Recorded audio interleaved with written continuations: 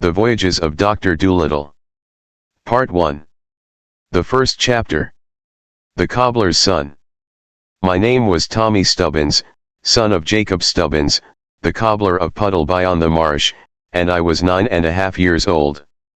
At that time Puddleby was only quite a small town. A river ran through the middle of it, and over this river there was a very old stone bridge, called King's Bridge, which led you from the marketplace on one side to the churchyard on the other. Sailing ships came up this river from the sea and anchored near the bridge. I used to go down and watch the sailors unloading the ships upon the river wall.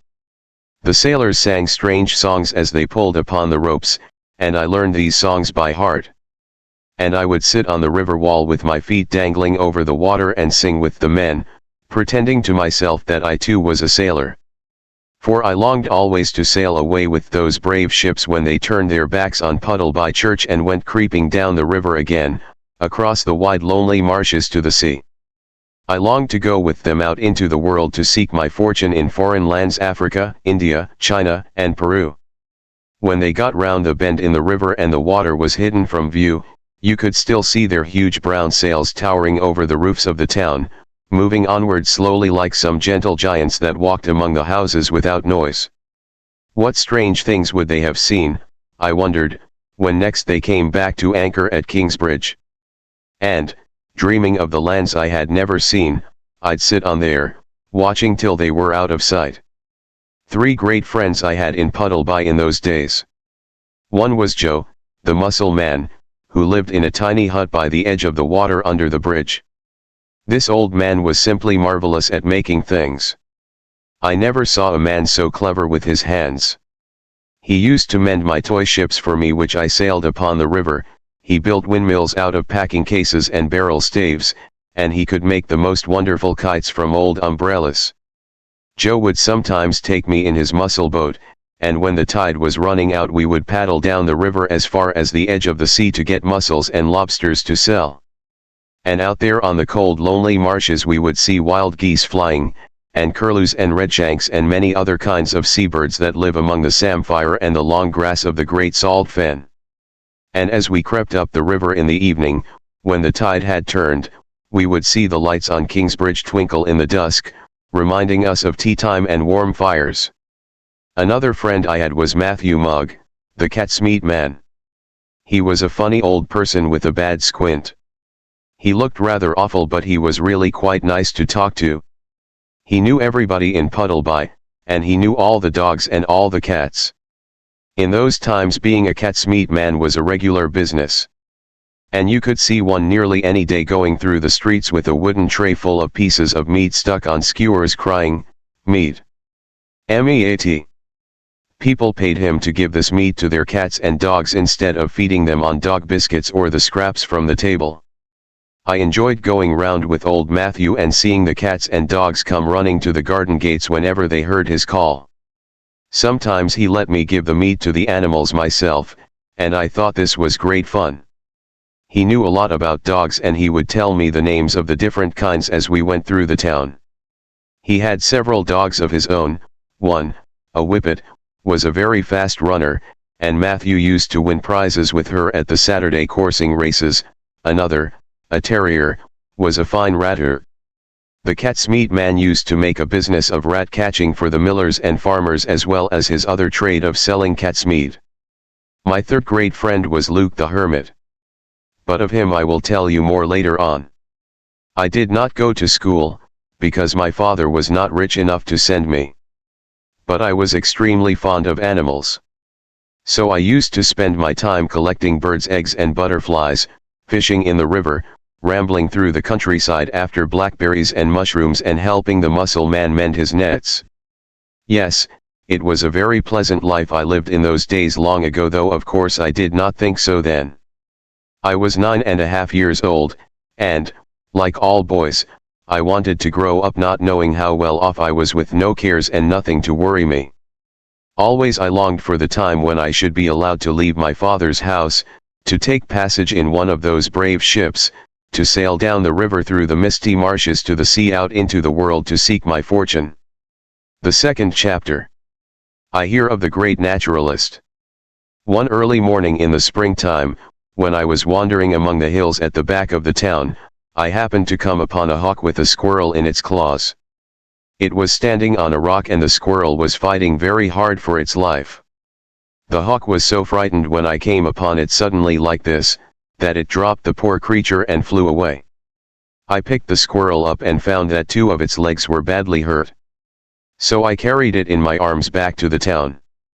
When I came to the bridge I went into the Musselman's hut and asked him if he could do anything for it. Joe put on his spectacles and examined it carefully. Then he shook his head. "Yon critter's got a broken leg," he said, "and another badly cut and all. I can mend you your boats, Tom, but I haven't the tools nor the learning to make a broken squirrel seaworthy. This is a job for a surgeon and for a right smart one and all.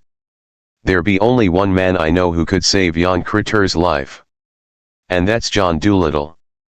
"Who is John Dolittle?" I asked. "Is he a vet?" "No," said the muscle man. "He's no vet. Dr. Dolittle is a naturalist." "What's a naturalist?" "A naturalist," said Joe, putting away his glasses and starting to fill his pipe, "is a man who knows all about animals and butterflies and plants and rocks and all. John Dolittle is a very great naturalist. I'm surprised you never heard of him and you daft over animals. He knows a whole lot about shellfish that I know from my own knowledge. He's a quiet man and don't talk much, but there's folks who do say he's the greatest naturalist in the world." "Where does he live?" I asked. "Over on the Oxenthorpe Road, t'other side the town. Don't know just which house it is, but most anyone cross there could tell you, I reckon. Go and see him. He's a great man." So I thanked the muscle man, took up my squirrel again and started off towards the Oxenthorpe Road. The first thing I heard as I came into the marketplace was someone calling meat. "Meat. There's Matthew Mugg," I said to myself. "He'll know where this doctor lives?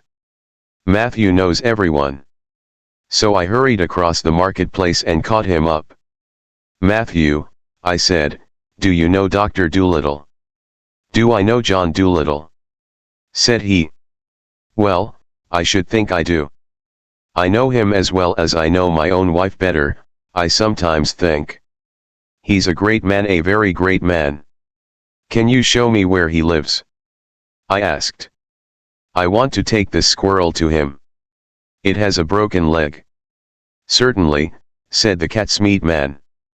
"I'll be going right by his house directly. Come along and I'll show you." So off we went together. "Oh, I've known John Dolittle for years and years," said Matthew as we made our way out of the marketplace. "But I'm pretty sure he ain't home just now. He's away on a voyage. But he's liable to be back any day. I'll show you his house and then you'll know where to find him." All the way down the Oxenthorpe Road Matthew hardly stopped talking about his great friend, Dr. John Dolittle M.D. He talked so much that he forgot all about calling out meat. Until we both suddenly noticed that we had a whole procession of dogs following us patiently. "Where did the doctor go to on this voyage?" I asked as Matthew handed round the meat to them.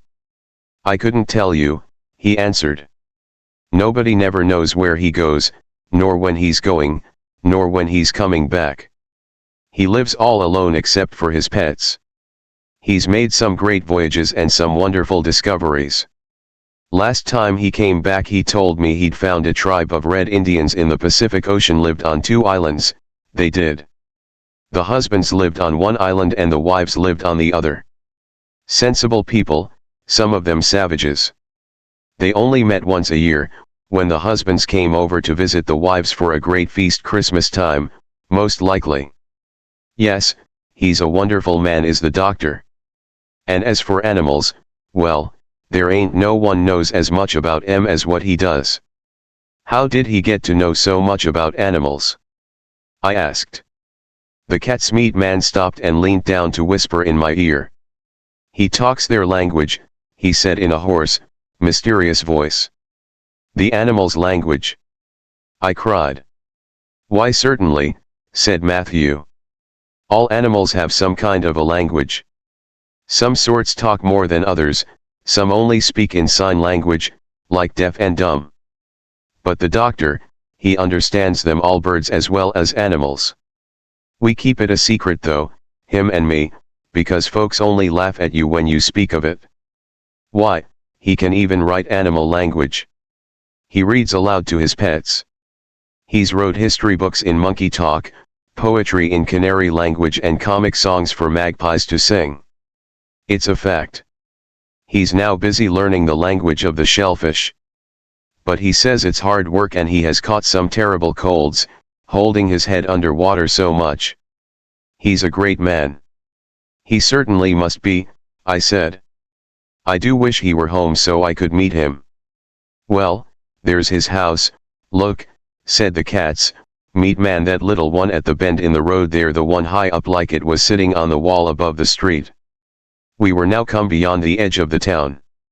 And the house that Matthew pointed out was quite a small one, standing by itself. There seemed to be a big garden around it, and this garden was much higher than the road, so you had to go up a flight of steps in the wall before you reached the front gate at the top. I could see that there were many fine fruit trees in the garden, for their branches hung down over the wall in places. But the wall was so high I could not see anything else.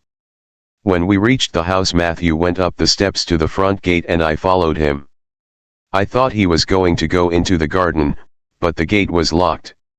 A dog came running down from the house, and he took several pieces of meat which the cat's meat man pushed through the bars of the gate, and some paper bags full of corn and bran.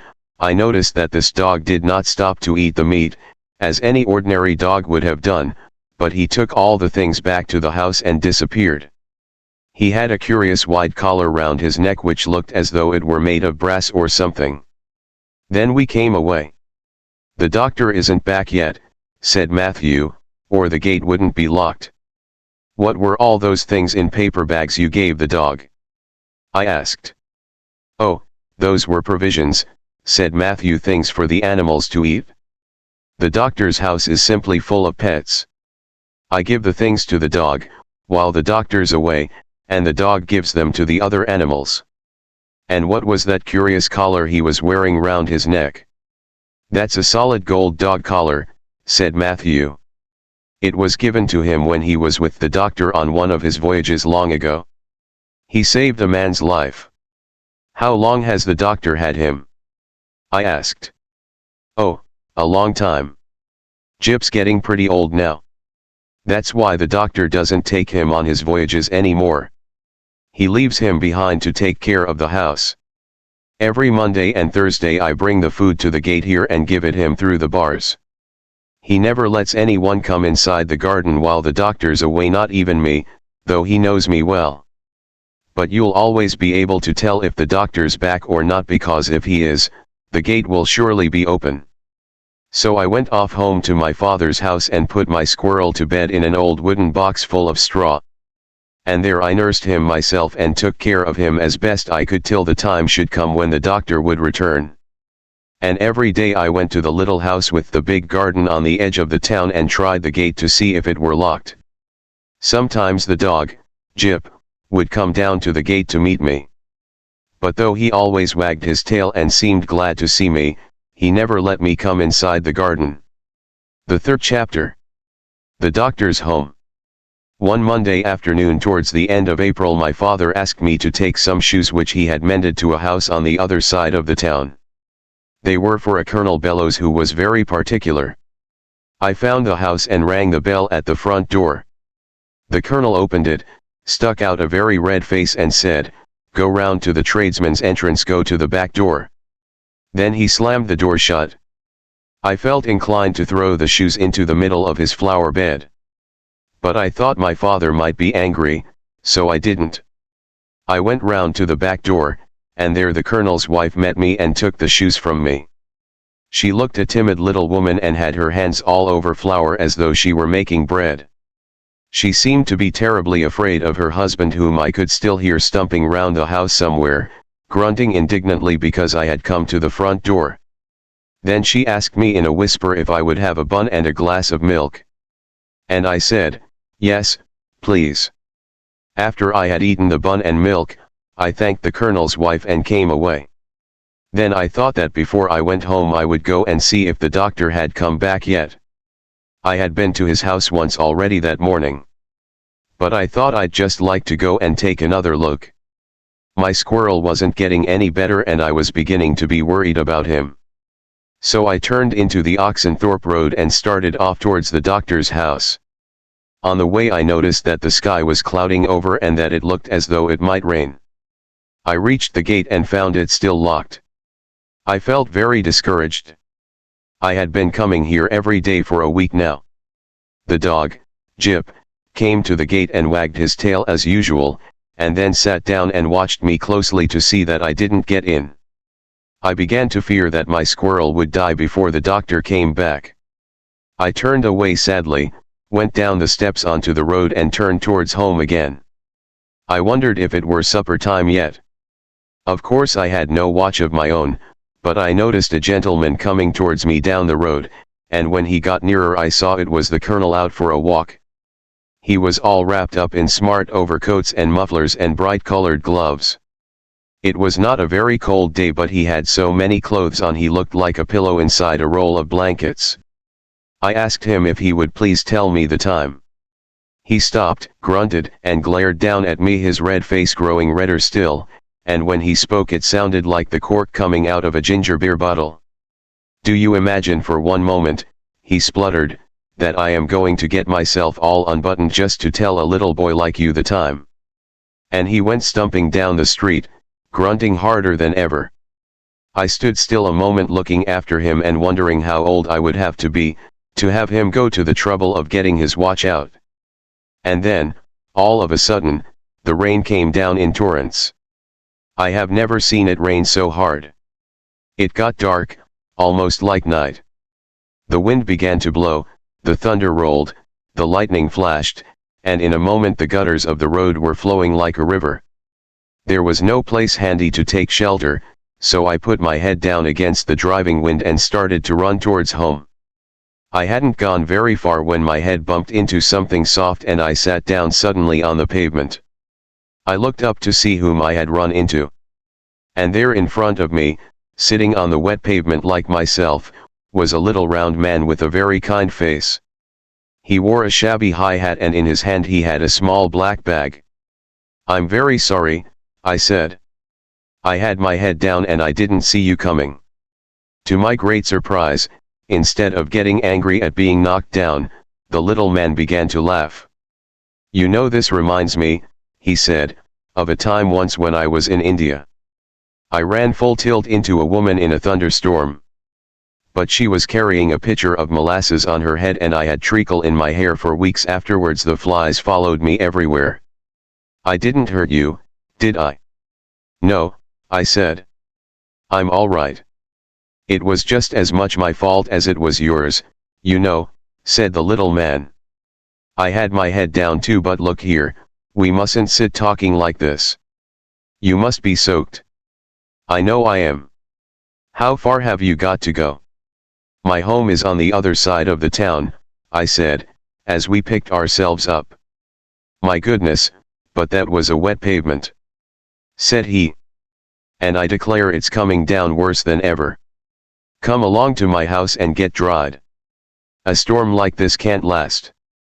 He took hold of my hand and we started running back down the road together. As we ran I began to wonder who this funny little man could be, and where he lived. I was a perfect stranger to him, and yet he was taking me to his own home to get dried. Such a change, after the old red-faced colonel who had refused even to tell me the time. Presently we stopped. "Here we are," he said. I looked up to see where we were and found myself back at the foot of the steps leading to the little house with the big garden. My new friend was already running up the steps and opening the gate with some keys he took from his pocket. Surely, I thought, this cannot be the great Dr. Dolittle himself. I suppose after hearing so much about him I had expected someone very tall and strong and marvelous. It was hard to believe that this funny little man with the kind smiling face could be really he. Yet here he was, sure enough, running up the steps and opening the very gate which I had been watching for so many days. The dog, Jip, came rushing out and started jumping up on him and barking with happiness. The rain was splashing down heavier than ever. "Are you Dr. Dolittle?" I shouted as we sped up the short garden path to the house.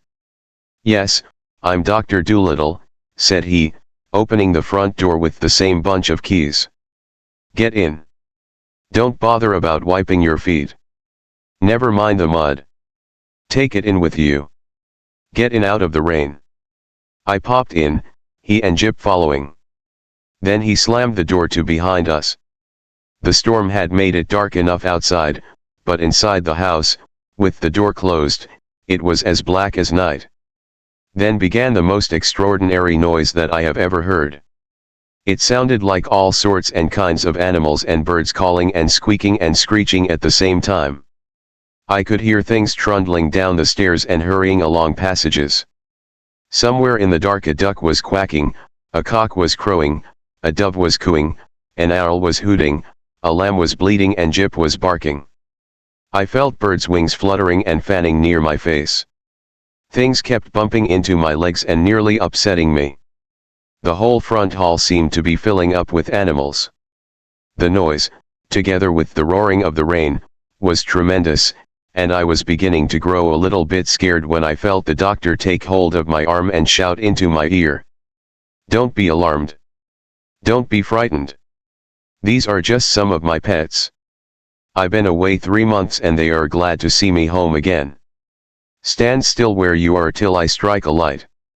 My gracious, what a storm, just listen to that thunder. So there I stood in the pitch black dark, while all kinds of animals which I couldn't see chattered and jostled around me. It was a curious and a funny feeling. I had often wondered, when I had looked in from the front gate, what Dr. Dolittle would be like and what the funny little house would have inside it. But I never imagined it would be anything like this.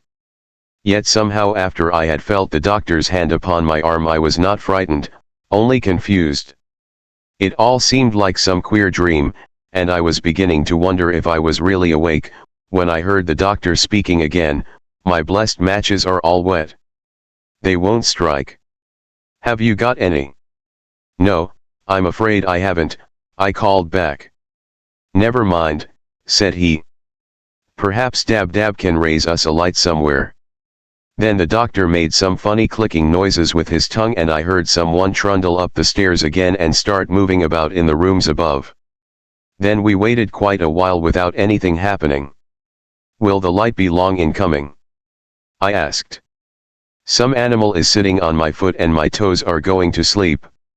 "No, only a minute," said the doctor. "She'll be back in a minute." And just then I saw the first glimmerings of a light around the landing above. At once all the animals kept quiet. "I thought you lived alone," I said to the doctor. "So I do," said he. "It is Dab who is bringing the light." I looked up the stairs trying to make out who was coming. I could not see around the landing but I heard the most curious footstep on the upper flight. It sounded like someone hopping down from one step to the other, as though he were using only one leg. As the light came lower, it grew brighter and began to throw strange jumping shadows on the walls. "Ah, at last," said the doctor. "Good old Dab. And then I thought I really must be dreaming. For there, craning her neck round the bend of the landing, hopping down the stairs on one leg, came a spotless white duck. And in her right foot she carried a lighted candle." The 4th chapter. The Withwaff. When at last I could look around me I found that the hall was indeed simply full of animals. It seemed to me that almost every kind of creature from the countryside must be there: a pigeon, a white rat, an owl, a badger, a jackdaw. There was even a small pig, just in from the rainy garden, carefully wiping his feet on the mat while the light from the candle glistened on his wet pink back. The doctor took the candlestick from the duck and turned to me. "Look here," he said, "you must get those wet clothes off. By the way, what is your name?" "Tommy Stubbins," I said. "Oh, are you the son of Jacob Stubbins, the shoemaker?" "Yes, I said. Excellent bootmaker, your father, said the doctor. You see these? And he held up his right foot to show me the enormous boots he was wearing. Your father made me those boots 4 years ago, and I've been wearing them ever since. Perfectly wonderful boots. Well now, look here, Stubbins. You've got to change those wet things and quick. Wait a moment till I get some more candles lit, and then we'll go upstairs and find some dry clothes. You'll have to wear an old suit of mine till we can get yours dry again by the kitchen fire. So presently, when more candles had been lighted round different parts of the house, we went upstairs, and when we had come into a bedroom, the doctor opened a big wardrobe and took out 2 suits of old clothes. These we put on. Then we carried our wet ones down to the kitchen and started a fire in the big chimney. The coat of the doctor's which I was wearing was so large for me that I kept treading on my own coattails while I was helping to fetch the wood up from the cellar. But very soon we had a huge big fire blazing up the chimney, and we hung our wet clothes around on chairs. Now let's cook some supper, said the doctor. You'll stay and have supper with me, Stubbins, of course. Already I was beginning to be very fond of this funny little man who called me Stubbins, instead of Tommy or little lad. I did so hate to be called little lad. This man seemed to begin right away treating me as though I were a grown-up friend of his. And when he asked me to stop and have supper with him, I felt terribly proud and happy. But I suddenly remembered that I had not told my mother that I would be out late. So very sadly I answered, "Thank you very much. I would like to stay, but I am afraid that my mother will begin to worry and wonder where I am if I don't get back." "Oh, but my dear Stubbins," said the doctor, throwing another log of wood on the fire, "your clothes aren't dry yet. You'll have to wait for them, won't you? By the time they are ready to put on, we will have supper cooked and eaten." "Did you see where I put my bag?" "I think it is still in the hall," I said. "I'll go and see." I found the bag near the front door. It was made of black leather and looked very, very old. One of its latches was broken and it was tied up round the middle with a piece of string. "Thank you," said the doctor when I brought it to him. "Was that bag all the luggage you had for your voyage?" I asked. "Yes," said the doctor, as he undid the piece of string. "I don't believe in a lot of baggage. It's such a nuisance. Life's too short to fuss with it. And it isn't really necessary, you know." "Where did I put those sausages?" The doctor was feeling about inside the bag. First he brought out a loaf of new bread. Next came a glass jar with a curious metal top to it. He held this up to the light very carefully before he set it down upon the table, and I could see that there was some strange little water creature swimming about inside. At last the doctor brought out a pound of sausages. "Now," he said, "all we want is a frying pan." We went into the scullery and there we found some pots and pans hanging against the wall. The doctor took down the frying pan. It was quite rusty on the inside. "Dear me, just look at that," said he. "That's the worst of being away so long. The animals are very good and keep the house wonderfully clean as far as they can. Dab is a perfect marvel as a housekeeper. But some things of course they can't manage. Never mind, we'll soon clean it up. You'll find some silver sand down there, under the sink, Stubbins. Just hand it up to me, will you?" In a few moments we had the pan all shiny and bright and the sausages were put over the kitchen fire and a beautiful frying smell went all through the house. While the doctor was busy at the cooking, I went and took another look at the funny little creature swimming about in the glass jar. "What is this animal?" I asked. "Oh, that," said the doctor, turning round, "that's a withwaff. Its full name is Hippocampus pippitopatus. But the natives just call it a withwaff on account of the way it waves its tail, swimming, I imagine. That's what I went on this last voyage for, to get that. You see, I'm very busy just now trying to learn the language of the shellfish. They have languages, of that I feel sure. I can talk a little shark language and porpoise dialect myself. But what I particularly want to learn now is shellfish." "Why?" I asked. Well, you see, some of the shellfish are the oldest kind of animals in the world that we know of. We find their shells in the rocks turned to stone thousands of years old.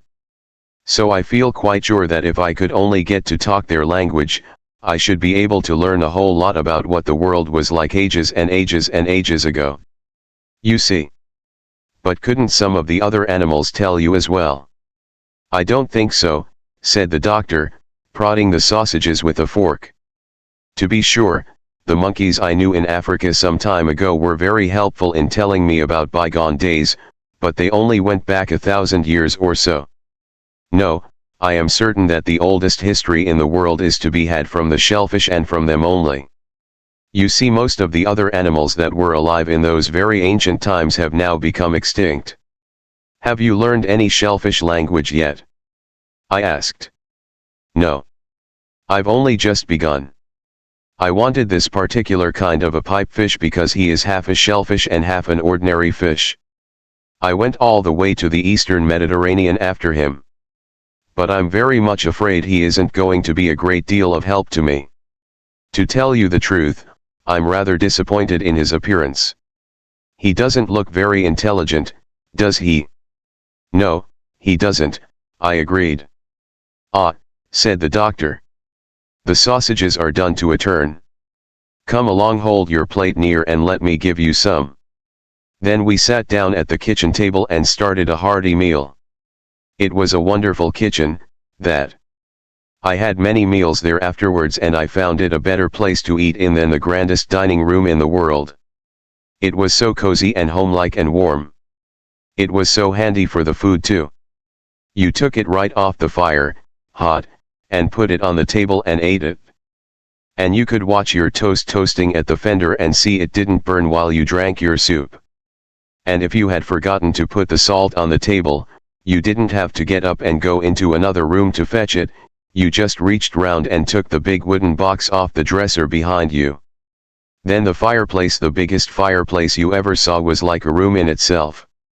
You could get right inside it even when the logs were burning and sit on the wide seats either side and roast chestnuts after the meal was over, or listen to the kettle singing, or tell stories, or look at picture books by the light of the fire.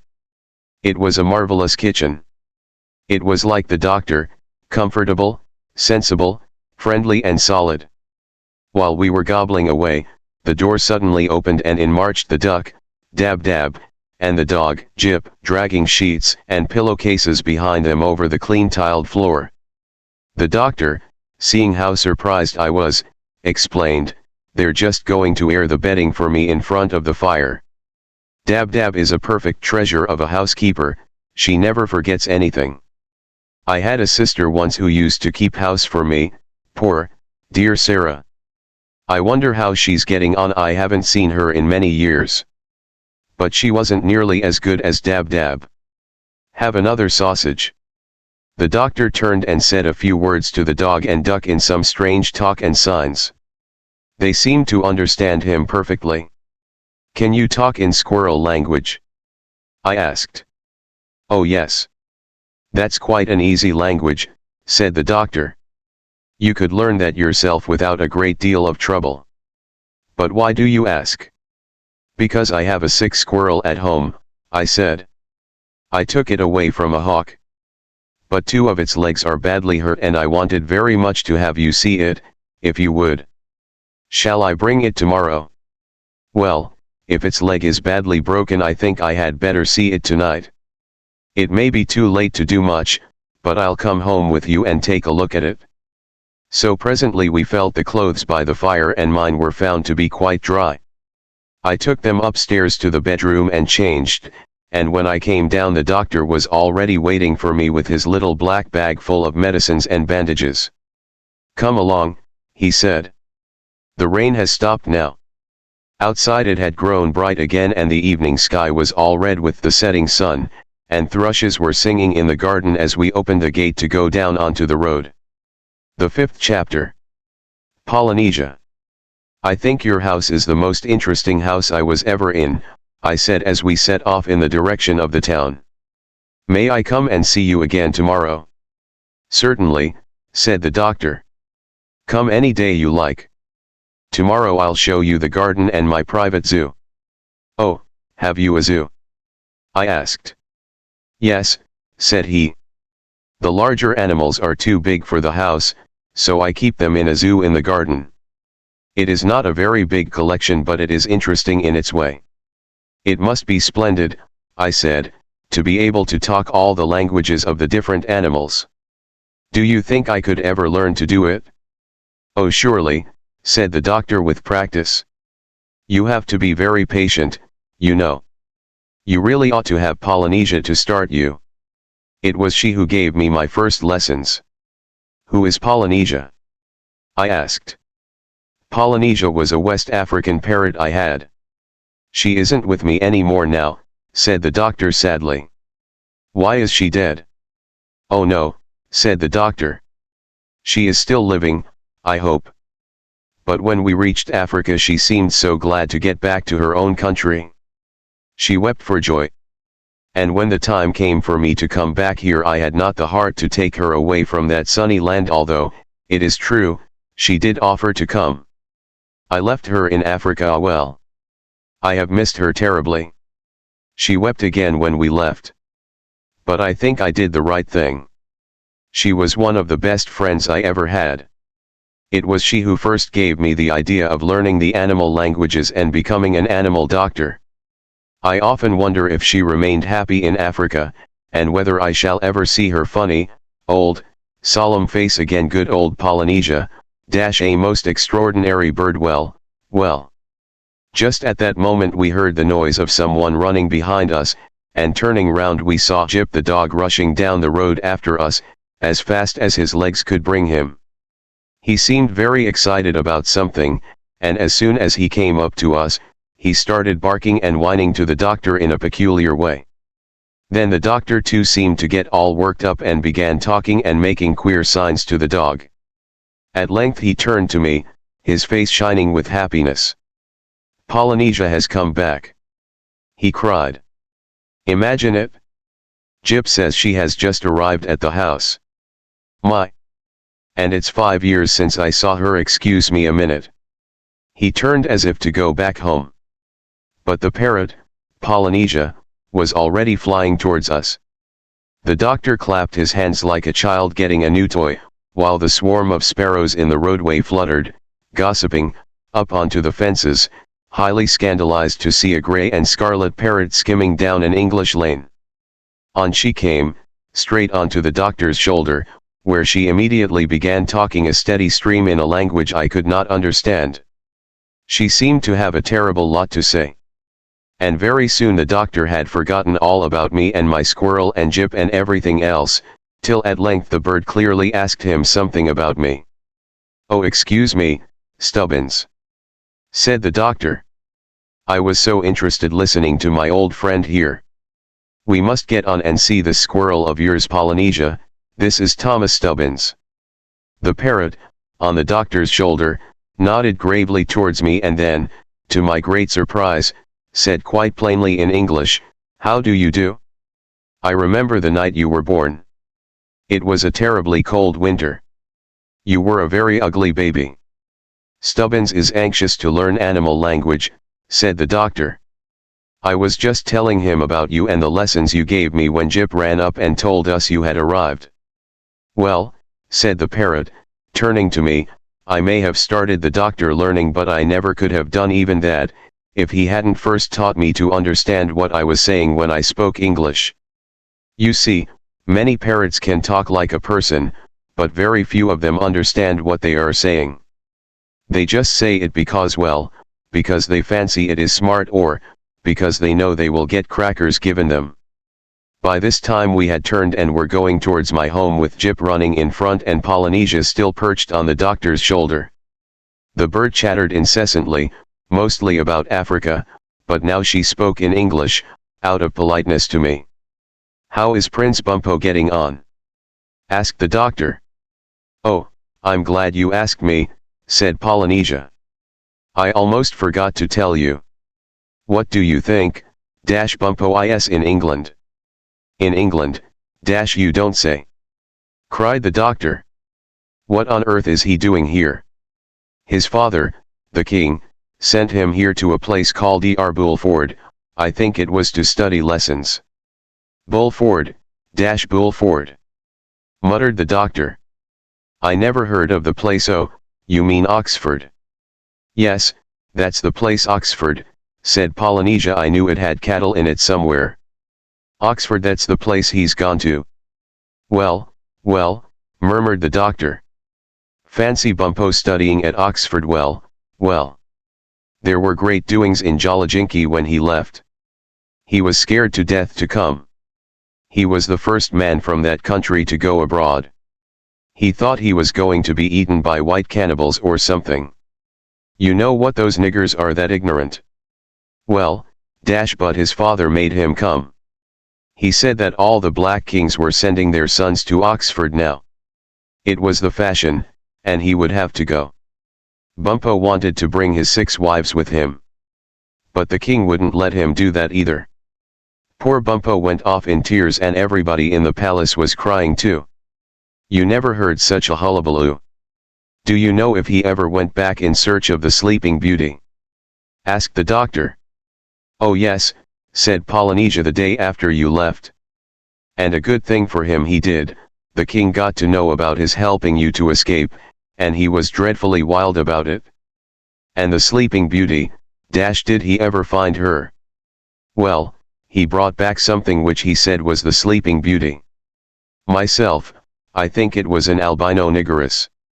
She had red hair and the biggest feet you ever saw. But Bumpo was no end pleased with her and finally married her amid great rejoicings. The feastings lasted 7 days.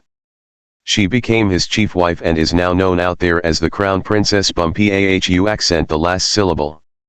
And tell me, did he remain white? Only for about 3 months, said the parrot. After that his face slowly returned to its natural color.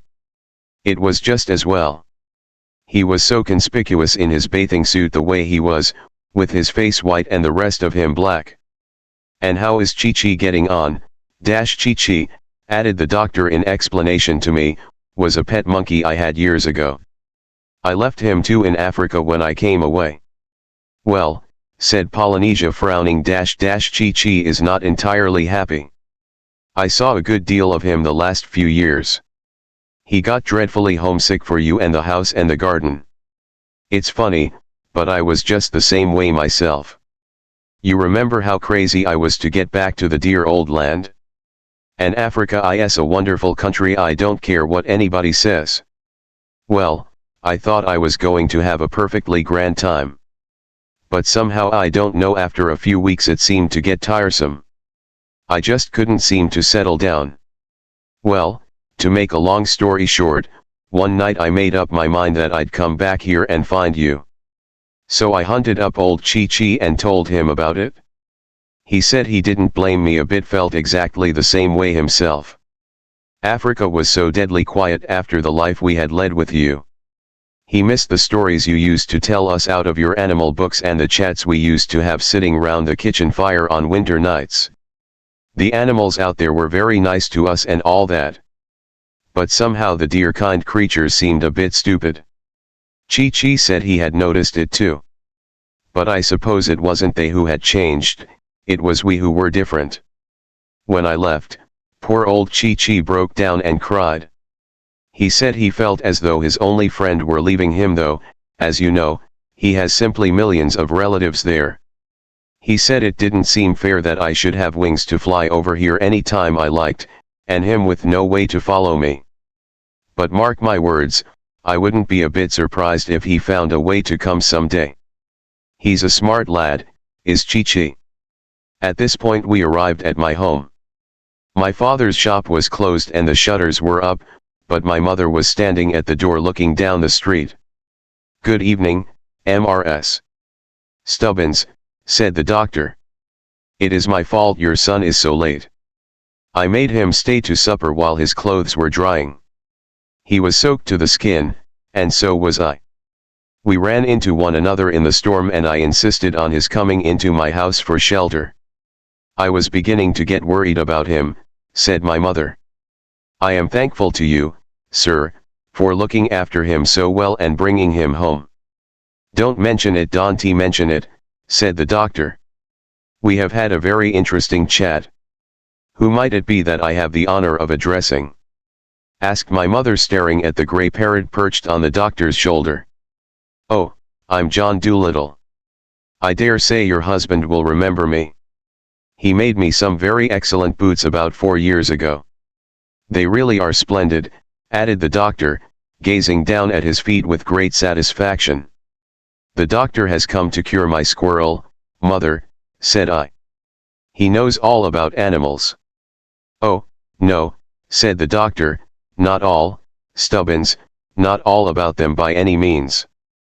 It is very kind of you to come so far to look after his pet, said my mother. Tom is always bringing home strange creatures from the woods and the fields. Is he? Said the doctor.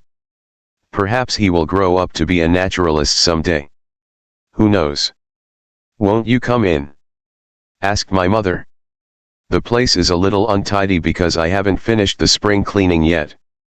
But there's a nice fire burning in the parlor. Thank you, said the doctor. What a charming home you have. And after wiping his enormous boots very, very carefully on the mat, the great man passed into the house. The 6th chapter. The Wounded Squirrel. Inside we found my father busy practicing on the flute beside the fire. This he always did, every evening, after his work was over. The doctor immediately began talking to him about flutes and piccolos and bassoons, and presently my father said, "Perhaps you perform upon the flute yourself, sir. Won't you play us a tune?" "Well," said the doctor, "it is a long time since I touched the instrument. But I would like to try. May I?"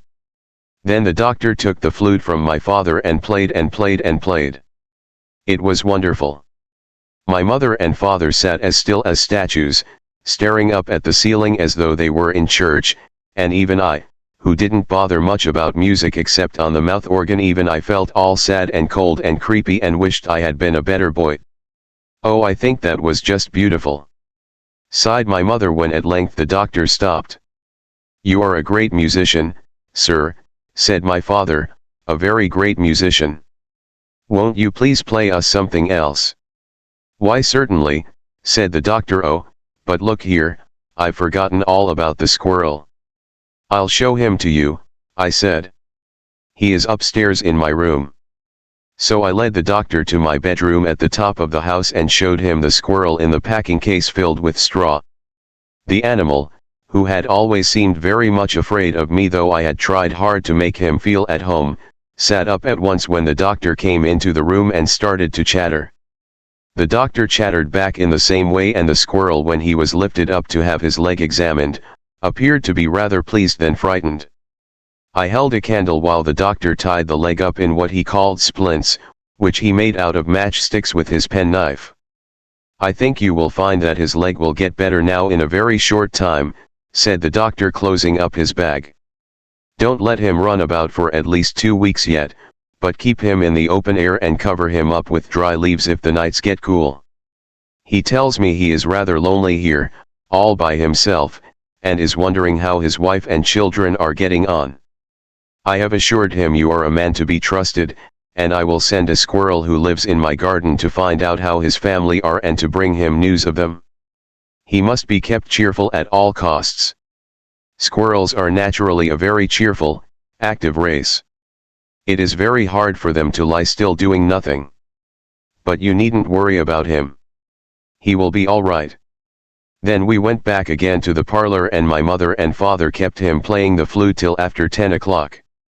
Although my parents both liked the doctor tremendously from the first moment that they saw him, and were very proud to have him come and play to us, for we were really terribly poor, they did not realize then what a truly great man he was one day to become.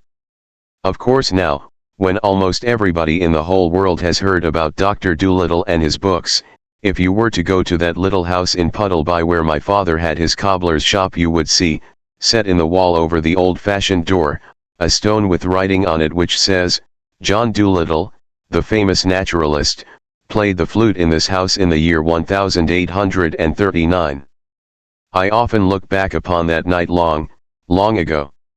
And if I close my eyes and think hard, I can see that parlor just as it was then, a funny little man in coat-tails, with a round kind face, playing away on the flute in front of the fire, my mother on one side of him and my father on the other, holding their breath and listening with their eyes shut, myself, with Jip, squatting on the carpet at his feet, staring into the coals, and Polynesia perched on the mantelpiece beside his shabby high hat, gravely swinging her head from side to side in time to the music.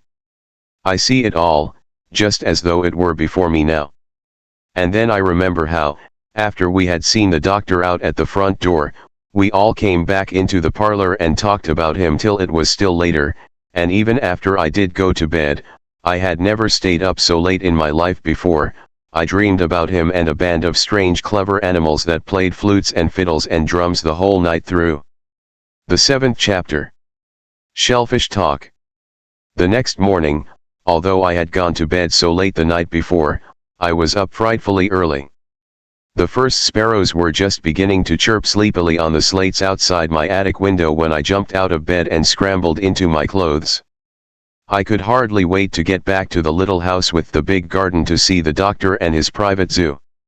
For the first time in my life I forgot all about breakfast, and creeping down the stairs on tiptoe, so as not to wake my mother and father, I opened the front door and popped out into the empty, silent street. When I got to the doctor's gate I suddenly thought that perhaps it was too early to call on anyone, and I began to wonder if the doctor would be up yet. I looked into the garden. No one seemed to be about. So I opened the gate quietly and went inside. As I turned to the left to go down a path between some hedges, I heard a voice quite close to me say, "Good morning. How early you are." I turned around, and there, sitting on the top of a privet hedge, was the grey parrot, Polynesia. "Good morning," I said. "I suppose I am rather early. Is the doctor still in bed?" "Oh no," said Polynesia. "He has been up an hour and a half. You'll find him in the house somewhere. The front door is open. Just push it and go in. He is sure to be in the kitchen cooking breakfast or working in his study. Walk right in. I am waiting to see the sun rise. But upon my word I believe it's forgotten to rise. It is an awful climate, this. Now if we were in Africa the world would be blazing with sunlight at this hour of the morning. Just see that mist rolling over those cabbages. It is enough to give you rheumatism to look at it. Beastly climate, beastly. Really I don't know why anything but frogs ever stay in England. Well, don't let me keep you. Run along and see the doctor." "Thank you," I said. "I'll go and look for him." When I opened the front door I could smell bacon frying, so I made my way to the kitchen. There I discovered a large kettle boiling away over the fire and some bacon and eggs in a dish upon the hearth. It seemed to me that the bacon was getting all dried up with the heat. So I pulled the dish a little further away from the fire and went on through the house looking for the doctor. I found him at last in the study. I did not know then that it was called the study. It was certainly a very interesting room, with telescopes and microscopes and all sorts of other strange things which I did not understand about but wished I did. Hanging on the walls were pictures of animals and fishes and strange plants and collections of birds' eggs and seashells in glass cases. The doctor was standing at the main table in his dressing gown. At first I thought he was washing his face. He had a square glass box before him full of water. He was holding one ear under the water while he covered the other with his left hand. As I came in he stood up. "Good morning, Stubbins," said he. "Going to be a nice day, don't you think? I've just been listening to the With-Waff. But he is very disappointing, very." "Why?" I said. "Didn't you find that he has any language at all?" "Oh yes," said the doctor, "he has a language. But it is such a poor language, only a few words, like yes and no, hot and cold. That's all he can say. It's very disappointing." You see, he really belongs to two different families of fishes. I thought he was going to be tremendously helpful. Well. I suppose, said I, that means he hasn't very much sense if his language is only 2 or 3 words. Yes, I suppose it does. Possibly it is the kind of life he leads. You see, they are very rare now, these Withwafts, very rare and very solitary. They swim around in the deepest parts of the ocean entirely by themselves, always alone. So I presume they really don't need to talk much. Perhaps some kind of a bigger shellfish would talk more, I said. After all, he is very small, isn't he? Yes, said the doctor, that's true. Oh, I have no doubt that there are shellfish who are good talkers, not the least doubt. But the big shellfish, the biggest of them, are so hard to catch.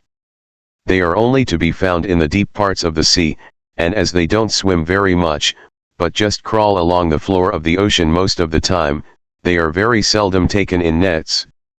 I do wish I could find some way of going down to the bottom of the sea.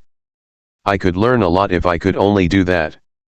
But we are forgetting all about breakfast. Have you had breakfast yet, Stubbins? I told the doctor that I had forgotten all about it, and he at once led the way into the kitchen. Yes, he said, as he poured the hot water from the kettle into the teapot, if a man could only manage to get right down to the bottom of the sea, and live there a while, he would discover some wonderful things that people have never dreamed of. But men do go down, don't they? I asked. Divers and people like that. Oh yes, to be sure, said the doctor. Divers go down. I've been down myself in a diving suit, for that matter. But they only go where the sea is shallow. Divers can't go down where it is really deep. What I would like to do is to go down to the great depths where it is miles deep. Well, I dare say I shall manage it some day. Let me give you another cup of tea. The 8th chapter. Are you a good noticer? Just at that moment Polynesia came into the room and said something to the doctor in bird language. Of course I did not understand what it was. But the doctor at once put down his knife and fork and left the room. You know, it is an awful shame, said the parrot as soon as the doctor had closed the door.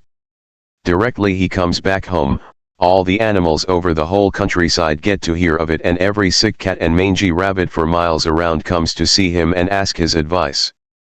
Now there's a big fat hare outside at the back door with a squawking baby. Can she see the doctor, please? Thinks it's going to have convulsions. Stupid little thing's been eating deadly nightshade again, I suppose. The animals are so inconsiderate at times, especially the mothers.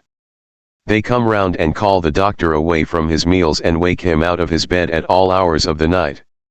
I don't know how he stands it, really I don't.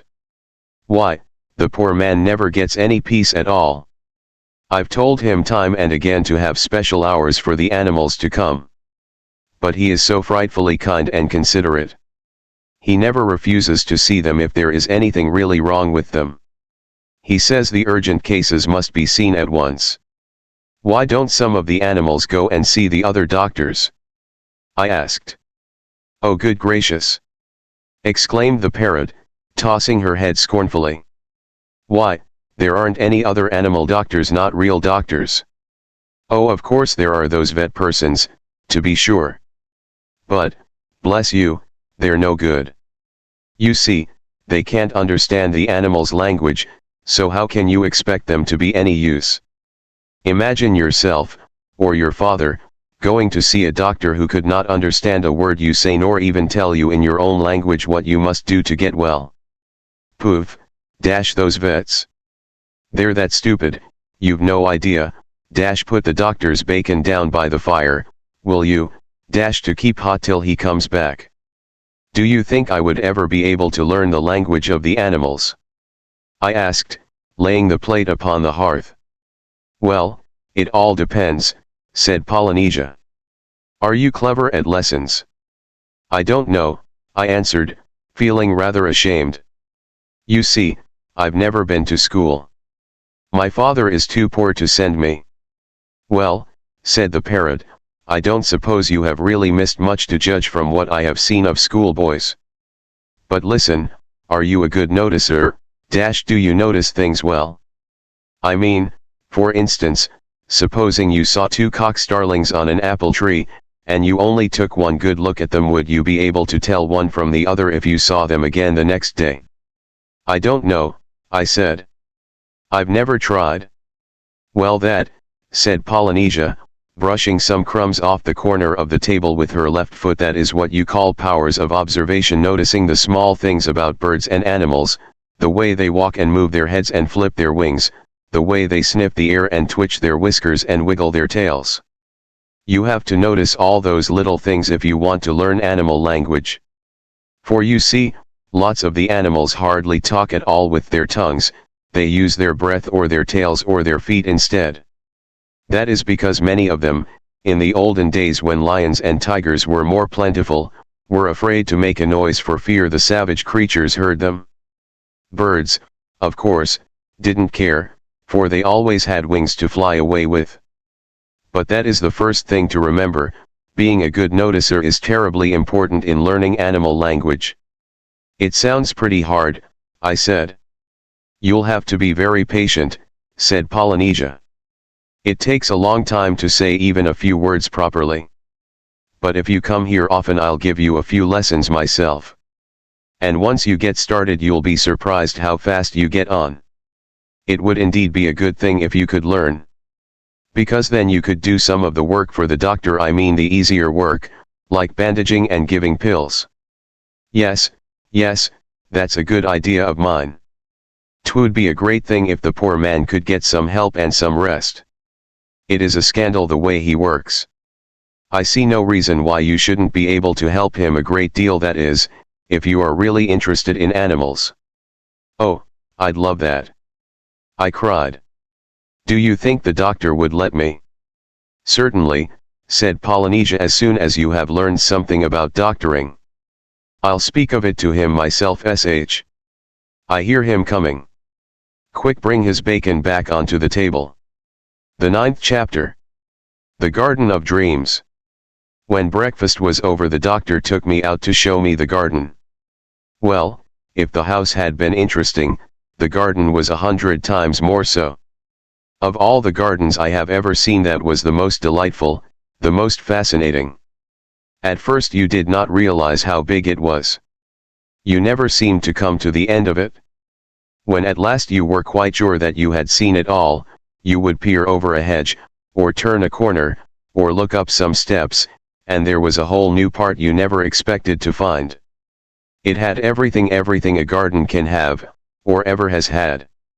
There were wide lawns with carved stone seats, green with moss. Over the lawns hung weeping willows, and their feathery bough tips brushed the velvet grass when they swung with the wind.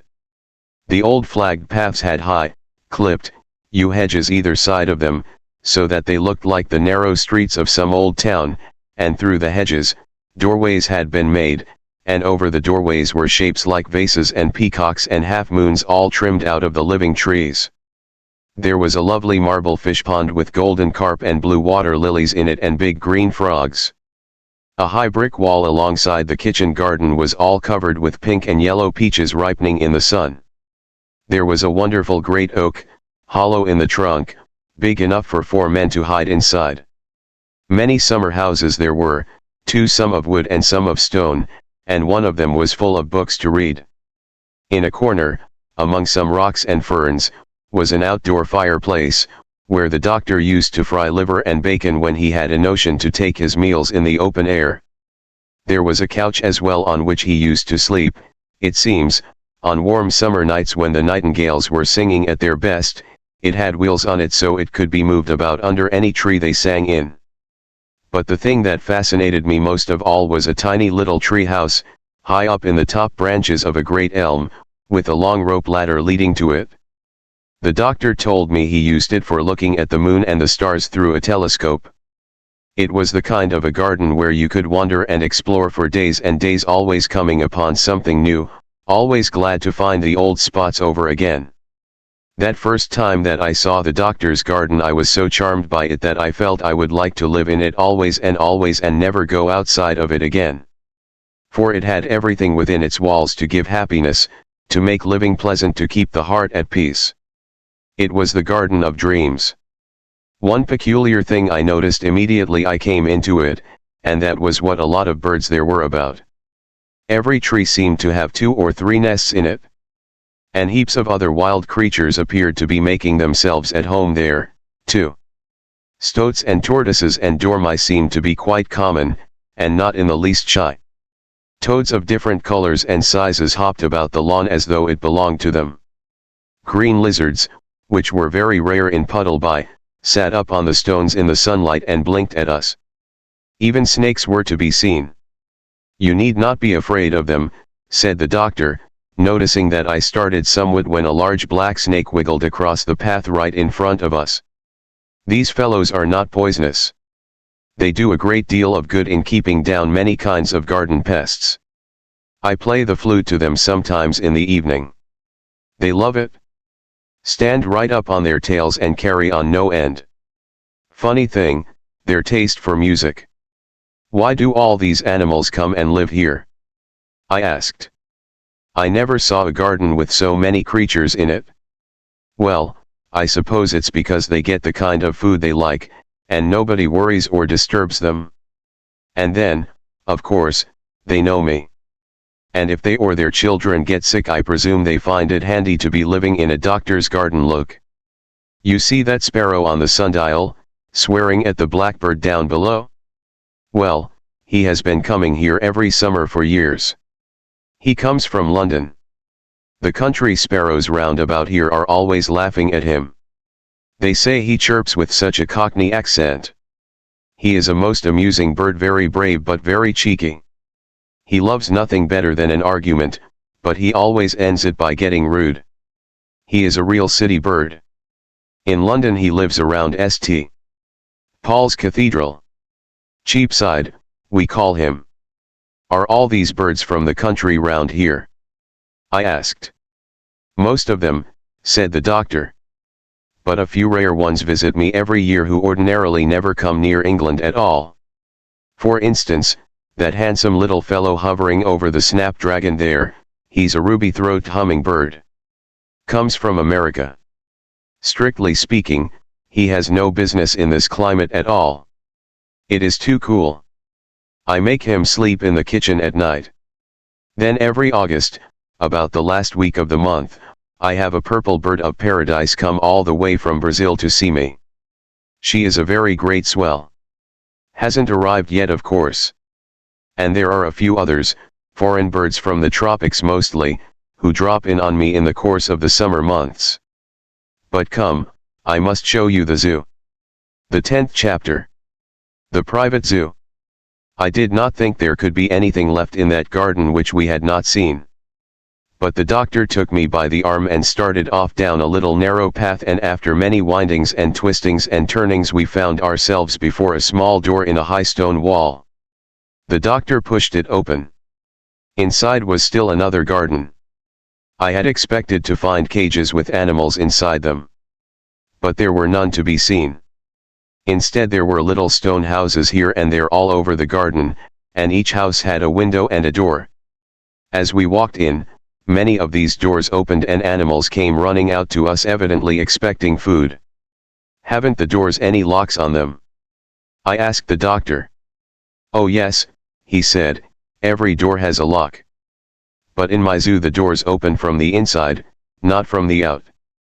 The locks are only there so the animals can go and shut themselves in any time they want to get away from the annoyance of other animals or from people who might come here. Every animal in this zoo stays here because he likes it, not because he is made to. They all look very happy and clean," I said. "Would you mind telling me the names of some of them?" "Certainly. Well now, that funny-looking thing with plates on his back, nosing under the brick over there, is a South American armadillo. The little chap talking to him is a Canadian woodchuck. They both live in those holes you see at the foot of the wall. The two little beasts doing antics in the pond are a pair of Russian minks, and that reminds me, I must go and get them some herrings from the town before noon. It is early closing today. That animal just stepping out of his house is an antelope, one of the smaller South African kinds. Now let us move to the other side of those bushes there and I will show you some more. Are those deer over there? I asked. Deer? Said the doctor. Where do you mean? Over there, I said, pointing nibbling the grass border of the bed. There are 2 of them. Oh, that, said the doctor with a smile. That isn't 2 animals, that's one animal with 2 heads, the only 2-headed animal in the world. It's called the Pushimaipuliu. I brought him from Africa. He's very tame, acts as a kind of night watchman for my zoo. He only sleeps with one head at a time, you see, very handy, the other head stays awake all night. Have you any lions or tigers? I asked as we moved on. No, said the doctor. It wouldn't be possible to keep them here, and I wouldn't keep them even if I could. If I had my way, Stubbins, there wouldn't be a single lion or tiger in captivity anywhere in the world. They never take to it. They're never happy. They never settle down. They are always thinking of the big countries they have left behind. You can see it in their eyes, dreaming always of the great open spaces where they were born, dreaming of the deep, dark jungles where their mothers first taught them how to scent and track the deer. And what are they given in exchange for all this? Asked the doctor, stopping in his walk and growing all red and angry. What are they given in exchange for the glory of an African sunrise, for the twilight breeze whispering through the palms, for the green shade of the matted, tangled vines, for the cool, big-starred nights of the desert, for the patter of the waterfall after a hard day's hunt? What, I ask you, are they given in exchange for these?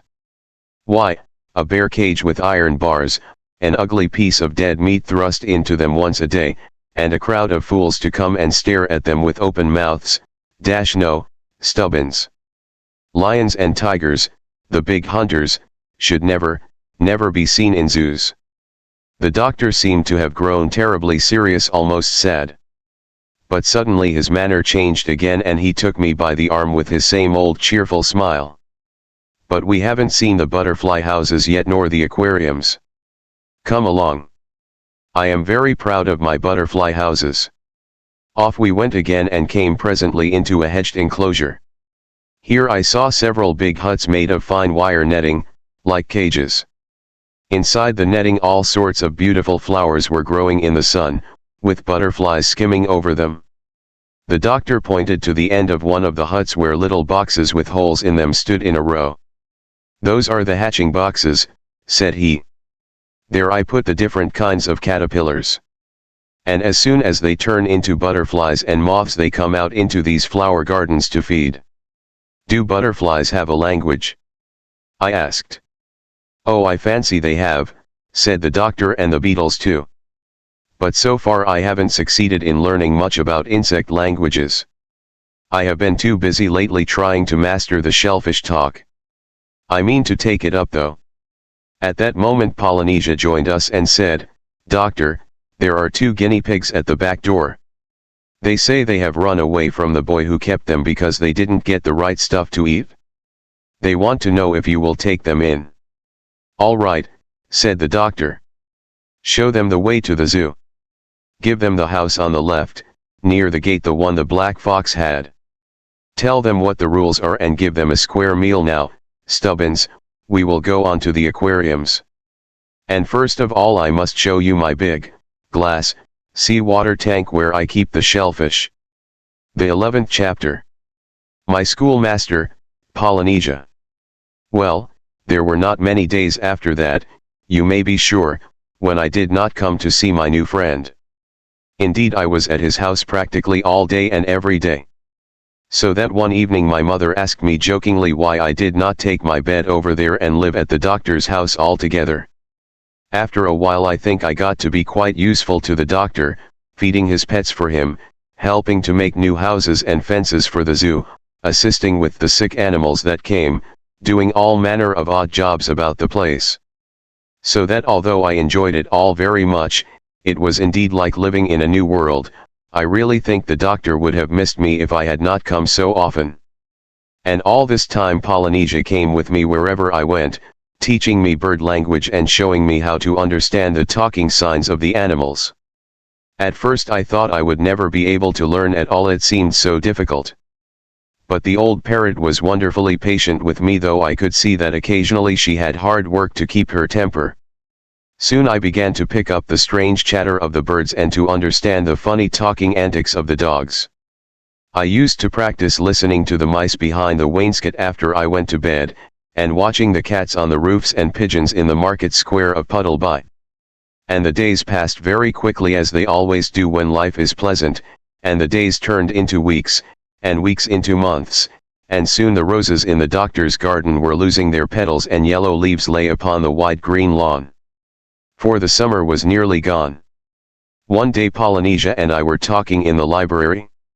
This was a fine long room with a grand mantelpiece, and the walls were covered from the ceiling to the floor with shelves full of books, books of stories, books on gardening, books about medicine, books of travel.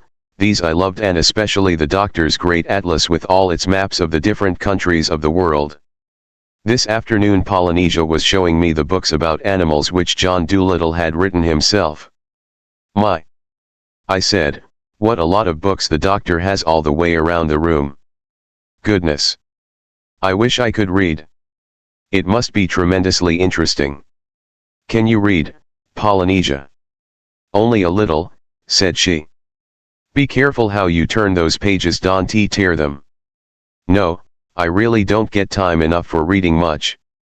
That letter there is a K and this is a B. What does this word under the picture mean?"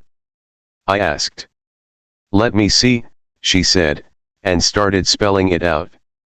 "BABOO, that's monkey." Reading isn't nearly as hard as it looks, once you know the letters. "Polynesia," I said, "I want to ask you something very important." "What is it, my boy?" said she, smoothing down the feathers of her right wing. Polynesia often spoke to me in a very patronizing way. But I did not mind it from her. After all, she was nearly 200 years old, and I was only 10. "Listen," I said, "my mother doesn't think it is right that I come here for so many meals. And I was going to ask you, supposing I did a whole lot more work for the doctor, why couldn't I come and live here altogether? You see, instead of being paid like a regular gardener or workman, I would get my bed and meals in exchange for the work I did. What do you think?" "You mean you want to be a proper assistant to the doctor, is that it?" "Yes. I suppose that's what you call it," I answered. "You know, you said yourself that you thought I could be very useful to him." "Well, she thought a moment, I really don't see why not. But is this what you want to be when you grow up, a naturalist?" "Yes," I said, "I have made up my mind. I would sooner be a naturalist than anything else in the world." "Humph, let's go and speak to the doctor about it," said Polynesia. "He's in the next room in the study. Open the door very gently, he may be working and not want to be disturbed." I opened the door quietly and peeped in. The first thing I saw was an enormous black retriever dog sitting in the middle of the hearth rug with his ears cocked up, listening to the doctor, who was reading aloud to him from a letter. "What is the doctor doing?" I asked Polynesia in a whisper. "Oh, the dog has had a letter from his mistress and he has brought it to the doctor to read for him. That's all. He belongs to a funny little girl called Minnie Dooley, who lives on the other side of the town. She has pigtails down her back. She and her brother have gone away to the seaside for the summer, and the old retriever is heartbroken while the children are gone. So they write letters to him in English, of course. And as the old dog doesn't understand them, he brings them here, and the doctor turns them into dog language for him. I think Minnie must have written that she is coming back, to judge from the dog's excitement. Just look at him carrying on." Indeed, the retriever seemed to be suddenly overcome with joy. As the doctor finished the letter, the old dog started barking at the top of his voice, wagging his tail wildly and jumping about the study. He took the letter in his mouth and ran out of the room, snorting hard and mumbling to himself. He's going down to meet the coach, whispered Polynesia. That dog's devotion to those children is more than I can understand. You should see Minnie. She's the most conceited little minx that ever walked. She squints too. The 12th chapter. My great idea. Presently the doctor looked up and saw us at the door. Oh, come in, Stubbins, said he. Did you wish to speak to me? Come in and take a chair. Doctor, I said, I want to be a naturalist like you when I grow up. Oh, you do you? Murmured the doctor. Humph, well, dear me, you don't say, well. Have you spoken to your mother and father about it? No, not yet, I said. I want you to speak to them for me. You would do it better. I want to be your helper, your assistant, if you'll have me. Last night my mother was saying that she didn't consider it right for me to come here so often for meals. And I've been thinking about it a good deal since. Couldn't we make some arrangement? Couldn't I work for my meals and sleep here? But my dear Stubbins, said the doctor, laughing, you are quite welcome to come here for 3 meals a day all the year round. I'm only too glad to have you. Besides, you do a lot of work, as it is. I've often felt that I ought to pay you for what you do, but what arrangement was it that you thought of? Well, I thought, said I, that perhaps you would come and see my mother and father and tell them that if they let me live here with you and work hard, that you will teach me to read and write. You see, my mother is awfully anxious to have me learn reading and writing. And besides, I couldn't be a proper naturalist without, could I? Oh, I don't know so much about that, said the doctor. It is nice, I admit, to be able to read and write. But naturalists are not all alike, you know. For example, this young fellow Charles Darwin that people are talking about so much now, he's a Cambridge graduate, reads and writes very well. And then Cuvier, he used to be a tutor.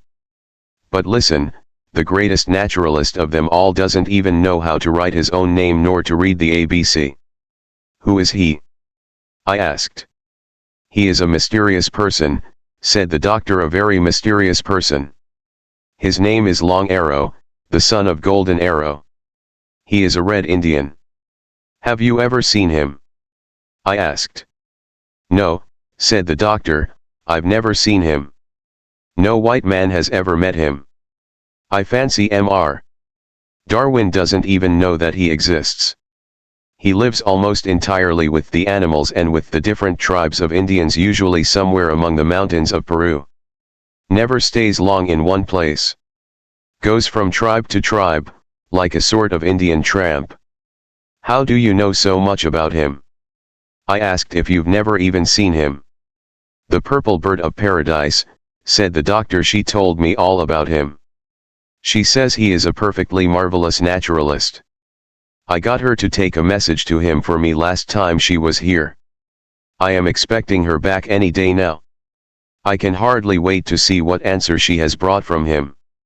It is already almost the last week of August. I do hope nothing has happened to her on the way. But why do the animals and birds come to you when they are sick? I said, why don't they go to him, if he is so very wonderful? It seems that my methods are more up to date, said the doctor.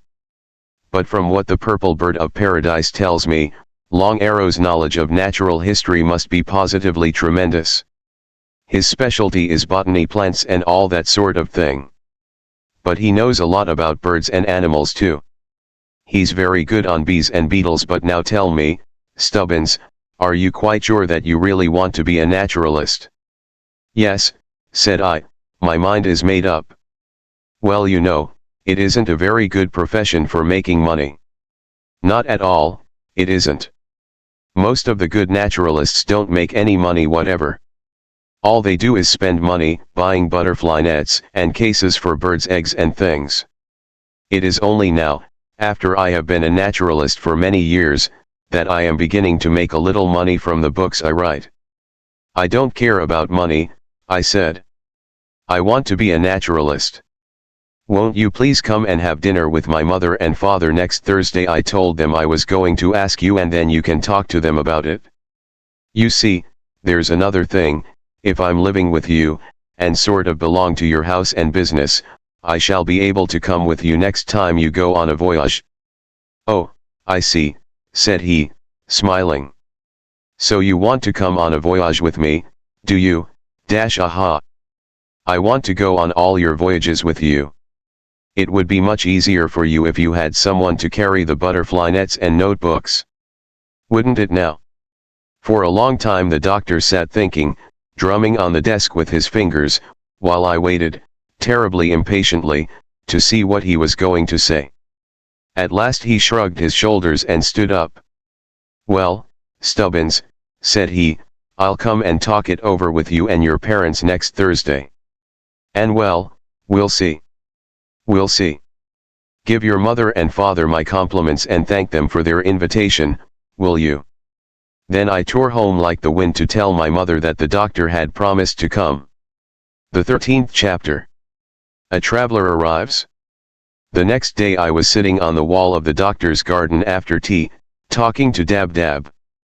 I had now learned so much from Polynesia that I could talk to most birds and some animals without a great deal of difficulty. I found Dab a very nice, old, motherly bird, though not nearly so clever and interesting as Polynesia. She had been housekeeper for the doctor many years now. Well, as I was saying, the old duck and I were sitting on the flat top of the garden wall that evening, looking down into the Oxenthorpe Road below. We were watching some sheep being driven to market in Puddleby, and Dab had just been telling me about the doctor's adventures in Africa. For she had gone on a voyage with him to that country long ago. Suddenly I heard a curious distant noise down the road, towards the town. It sounded like a lot of people cheering. I stood up on the wall to see if I could make out what was coming. Presently there appeared round a bend a great crowd of school children following a very ragged, curious-looking woman. What in the world can it be? Cried Dab. The children were all laughing and shouting. And certainly the woman they were following was most extraordinary. She had very long arms and the most stooping shoulders I have ever seen. She wore a straw hat on the side of her head with poppies on it, and her skirt was so long for her it dragged on the ground like a ball gown's train. I could not see anything of her face because of the wide hat pulled over her eyes. But as she got nearer to us and the laughing of the children grew louder, I noticed that her hands were very dark in color, and hairy, like a witch's. Then all of a sudden Dab at my side startled me by crying out in a loud voice, "Why, it's Chi-Chi, Chi-Chi come back at last. How dare those children tease him? I'll give the little imp something to laugh at." And she flew right off the wall down into the road and made straight for the children, squawking away in a most terrifying fashion and pecking at their feet and legs. The children made off down the street back to the town as hard as they could run.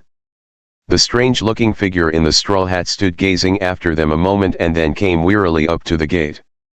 It didn't bother to undo the latch but just climbed right over the gate as though it were something in the way. And then I noticed that it took hold of the bars with its feet, so that it really had 4 hands to climb with. But it was only when I at last got a glimpse of the face under the hat that I could be really sure it was a monkey.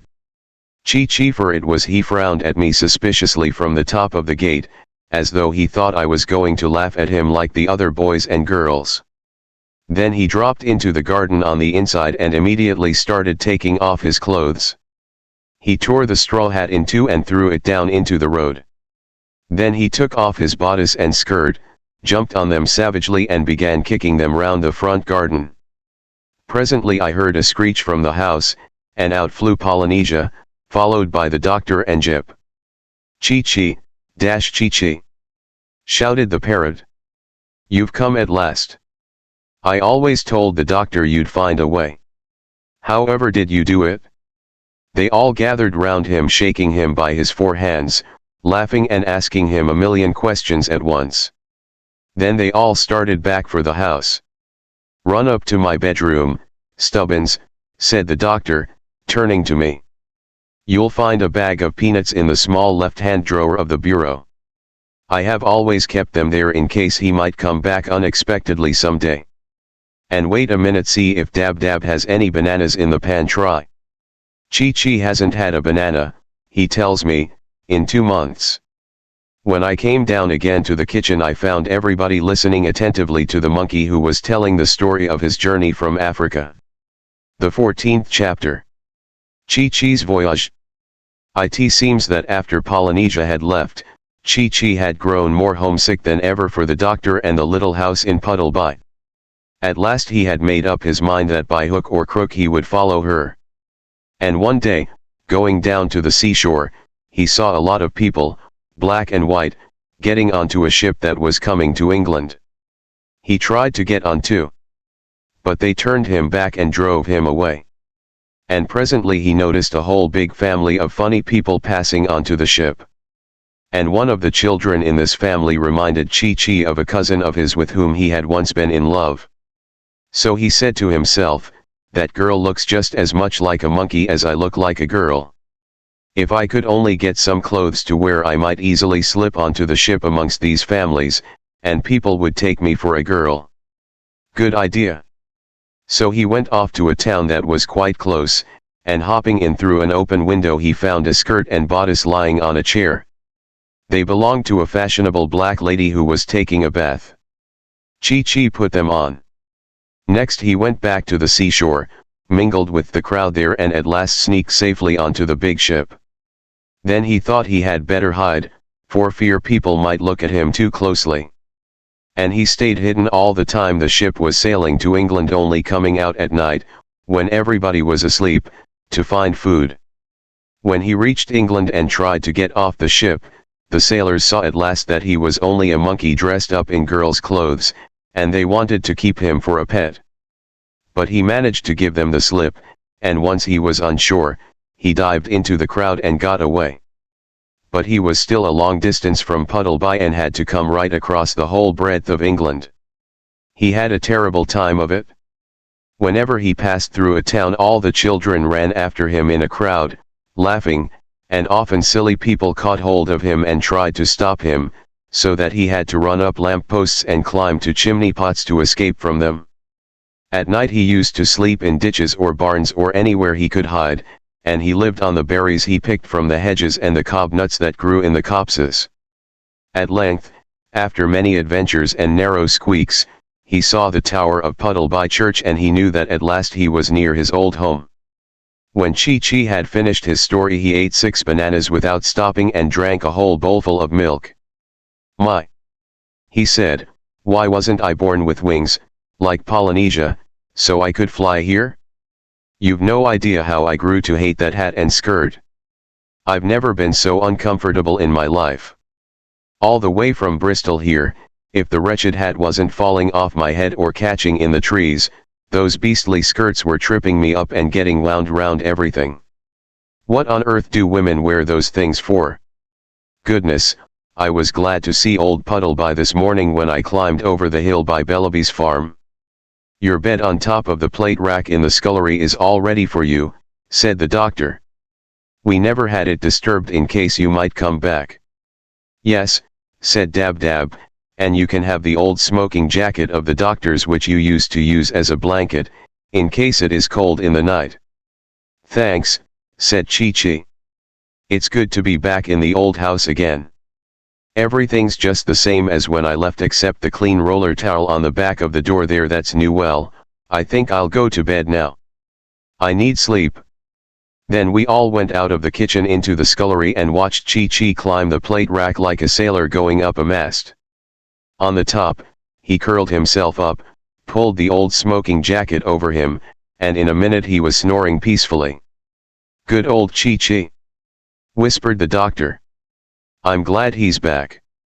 Yes, good old Chi Chi, echoed Dab Dab and Polynesia. Then we all tiptoed out of the scullery and closed the door very gently behind us. The 15th chapter. I become a doctor's assistant. When Thursday evening came, there was great excitement at our house. My mother had asked me what were the doctor's favorite dishes, and I had told her, spare ribs, sliced beetroot, fried bread, shrimps and treacle tart. Tonight she had them all on the table waiting for him, and she was now fussing round the house to see if everything was tidy and in readiness for his coming. At last we heard a knock upon the door, and of course it was I who got there first to let him in. The doctor had brought his own flute with him this time. And after supper was over, which he enjoyed very much, the table was cleared away and the washing up left in the kitchen sink till the next day. Then the doctor and my father started playing duets. They got so interested in this that I began to be afraid that they would never come to talking over my business. But at last the doctor said, "Your son tells me that he is anxious to become a naturalist." And then began a long talk which lasted far into the night. At first both my mother and father were rather against the idea, as they had been from the beginning. They said it was only a boyish whim, and that I would get tired of it very soon.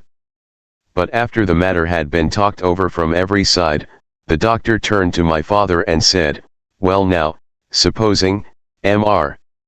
Stubbins, that your son came to me for 2 years, that is, until he is 12 years old. During those 2 years he will have time to see if he is going to grow tired of it or not. Also during that time, I will promise to teach him reading and writing and perhaps a little arithmetic as well. What do you say to that?" "I don't know," said my father, shaking his head. "You are very kind and it is a handsome offer you make, doctor. But I feel that Tommy ought to be learning some trade by which he can earn his living later on." Then my mother spoke up. Although she was nearly in tears at the prospect of my leaving her house while I was still so young, she pointed out to my father that this was a grand chance for me to get learning. "Now Jacob," she said, "you know that many lads in the town have been to the grammar school till they were 14 or 15 years old. Tommy can easily spare these 2 years for his education, and if he learns no more than to read and write, the time will not be lost. Though goodness knows," she added, getting out her handkerchief to cry, "the house will seem terribly empty when he's gone. I will take care that he comes to see you, Mrs. Stubbins," said the doctor, "every day, if you like. After all, he will not be very far away." Well, at length my father gave in, and it was agreed that I was to live with the doctor and work for him for 2 years in exchange for learning to read and write and for my board and lodging. "Of course," added the doctor, "while I have money I will keep Tommy in clothes as well. But money is a very irregular thing with me, sometimes I have some, and then sometimes I haven't." "You are very good, doctor," said my mother, drying her tears. "It seems to me that Tommy is a very fortunate boy."